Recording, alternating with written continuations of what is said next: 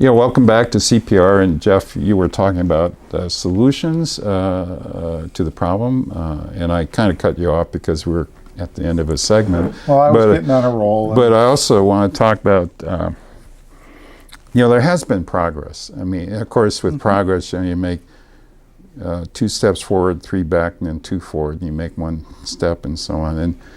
And certainly in terms, I'm 72 years old, and certainly in terms of race, I think we have made progress, even though there's been some really publicity around particular issues of like young men who were arrested in Starbucks. This is not a prosecute problem. This is the police and also the manager of the store of Starbucks who violated their own policy that people should be allowed to sit there regardless if they make a purchase or not. And so she was, and there have been a number of cases like this young woman was asleep in a room in Yale and an Airbnb.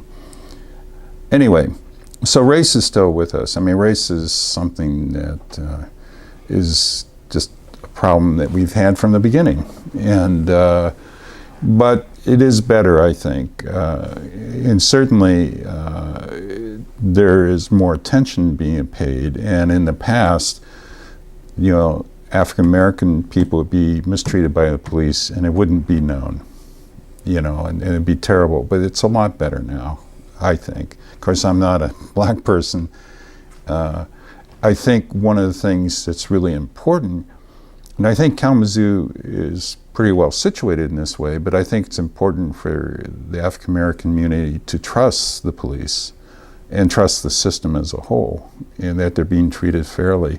And that's a hard thing, but given the history that racism was much more blatant, and police acted, and again, it's just a small percentage of the police that makes a difference. Just like 5% of the police who are really racist, who really throw off the whole system. And do you want to respond to what I said?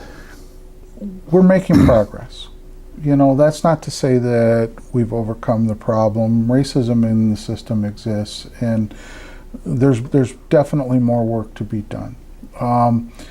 It is important that the community be able to trust the police, and minority communities, lower socioeconomic areas exist everywhere. We in Kalamazoo are doing a much better job in terms of our community policing units led by, now Chief Carrie Ann Thomas at the Kalamazoo Department of Public Safety, and making an effort to make sure that people know that the police aren't there just to make an arrest, right? They're there as part of the fabric of that neighborhood. To preserve and protect. Right. It's when the only interactions you have with someone are negative, you're going to have a negative opinion of them.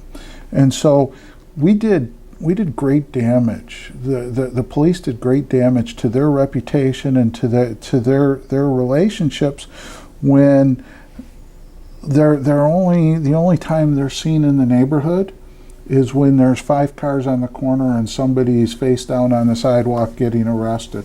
When all you ever saw was enforcement and you saw a heavy-handed approach by the police, you didn't want the police there because you knew that that's what was going to happen.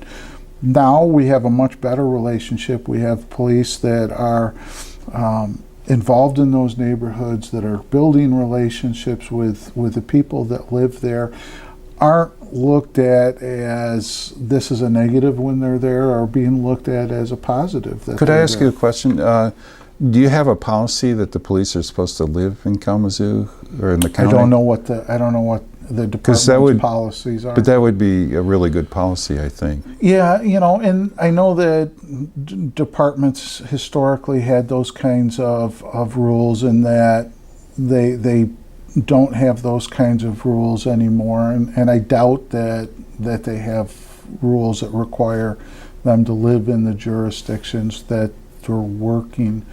but they're working in those jurisdictions in a way that is building positive relationships, and that's the point. You know, we have to do more to recognize that the community is better off when we have those positive relationships. When police are there as a deterrent rather than as a response. When you have a positive relationship with an officer and something has happened and you've built trust with that officer, you're more likely to tell the officer what happened and what you saw.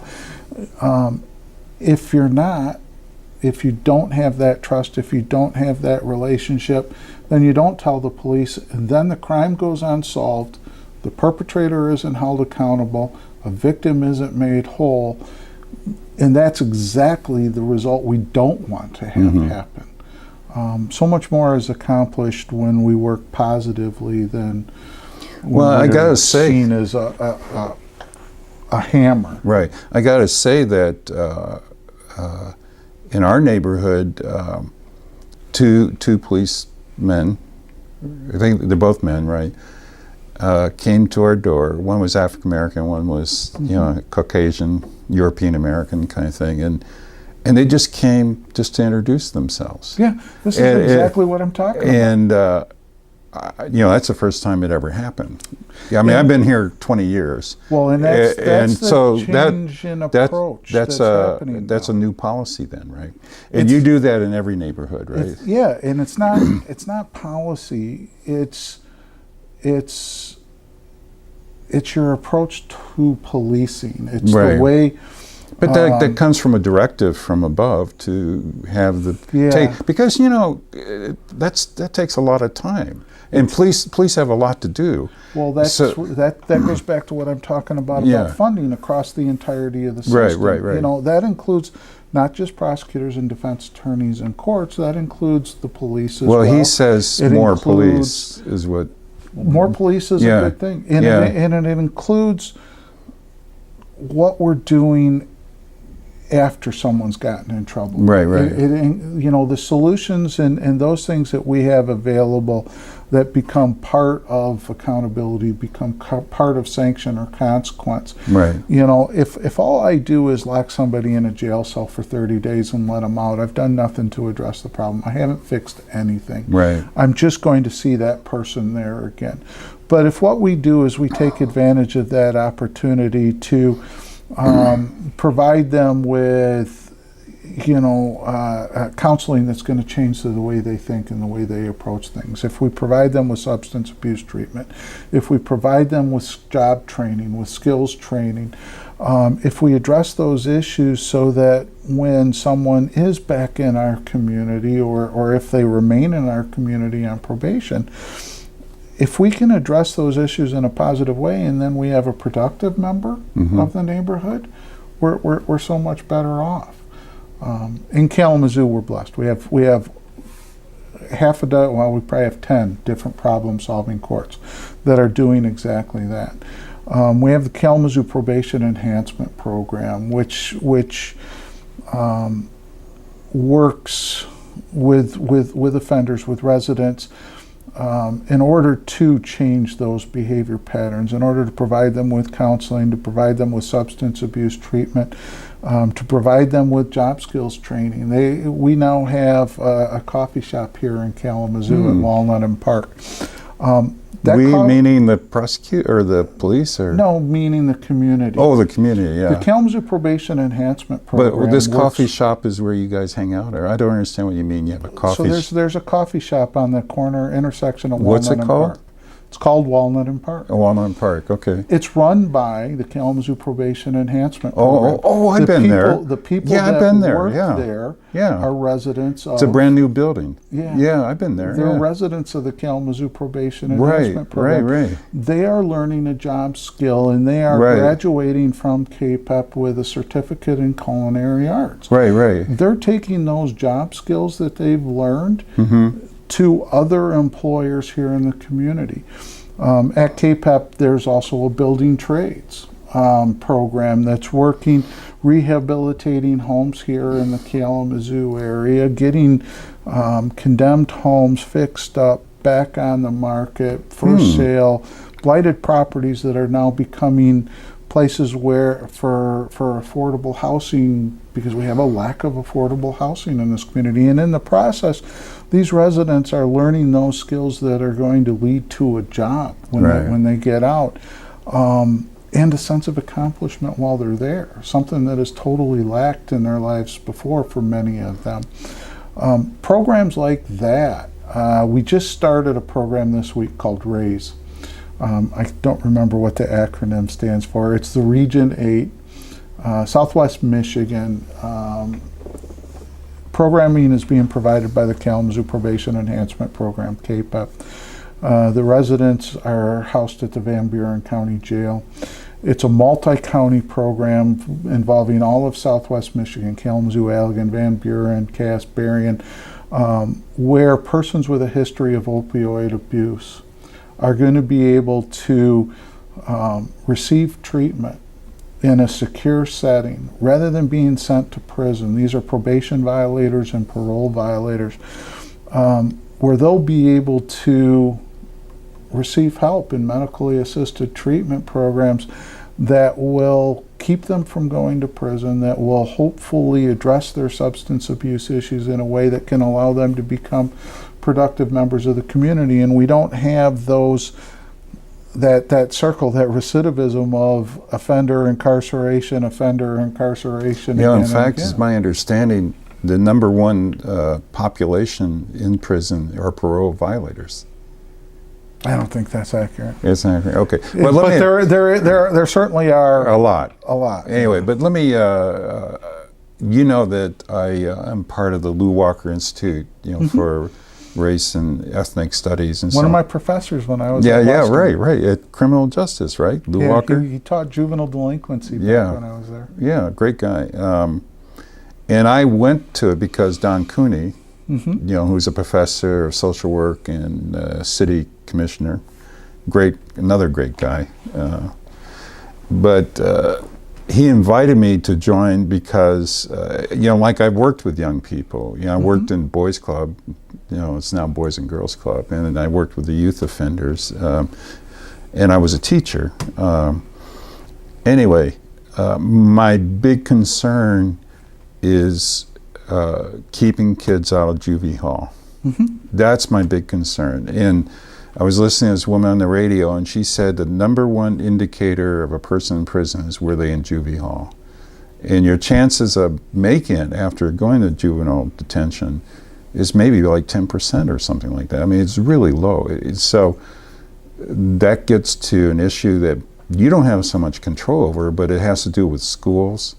It has to do with that whole culture and things like that. Do you want to speak really quickly on that, because we're getting to a close? And yeah, you're right. The people that we see in the juvenile system oftentimes graduate into the adult system. Many of the people that we see in the juvenile court system, we never see again, right? But the people we see in the adult system, usually we saw before. Right. Oftentimes those are kids that have had other problems in the school system as well. And so, we can kind of track people from problems in school to problems in Do you work with schools? Yeah, we do. Yeah. We work with schools, and we work to, there's this phrase, this school to prison pipeline phrase, and we work really hard to intervene in that so that we don't see that happening. Right. I think that talking about the juvenile court system and some of the challenges they have and the ways that we handle cases differently in juvenile court than we do in the adult system is probably something that we should talk about again another time when we have more time. Well, and also I keep on saying, my wife, who's a journalist, and she worked on education for a long time, and I say really it gets to prenatal care, preschool, and all that kind of stuff, and those are issues that are, and as I said at the very beginning, the issue of crime and punishment is always difficult, no matter what culture, what age. It's just the idea that we need to have protection, and we try to have justice, and that's a difficult thing to do. And hopefully, the people who have the power Yeah. handle it with wisdom and discretion and all that kind of stuff. Anyway, but I do think my best. I know you do, and I think we're lucky to have you. Thank you. And I think Kalamazoo is doing fairly well, but you know, who am I to know that? Oh, we're doing really well. I know you would say that. Anyway, thank you, Joe. Thank you. And Harold. thank you for joining us. And until next time, keep the faith.